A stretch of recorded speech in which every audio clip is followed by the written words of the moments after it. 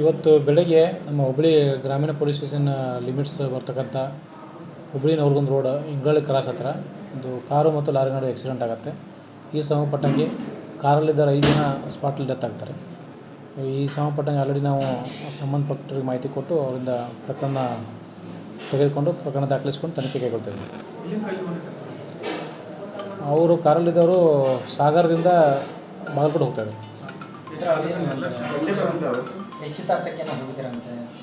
ಇಲ್ಲ, ಅದ್ರ ಬಗ್ಗೆ ನಾವು ಡಿಟೇಲಾಗಿ ತನಿಖೆಯಲ್ಲಿ ತೊಗೊಂಡ್ಬರ್ತೀವಿ. ಅದೇ ಇಲ್ಲ, ಮುಖಾಮುಖಿ ಡಿಕ್ಕಿ ಆಗಿದ್ದಾವೆ. Lorry car head and collision. ಅದ್ರ ಬಗ್ಗೆ ನಾವು ತನಿಖೆ ತೊಗೊಂಡ್ಬರ್ತೀವಿ. ಅದು ಏನು ಇನ್ವೆಸ್ಟಿಗೇಷನ್ದಾಗ ಏನಾಗಿದೆ, ಹೆಂಗೆ ಆಕ್ಸಿಡೆಂಟ್ ಆಗಿದೆ, ಏನು ಡಿಟೇಲಾಗಿ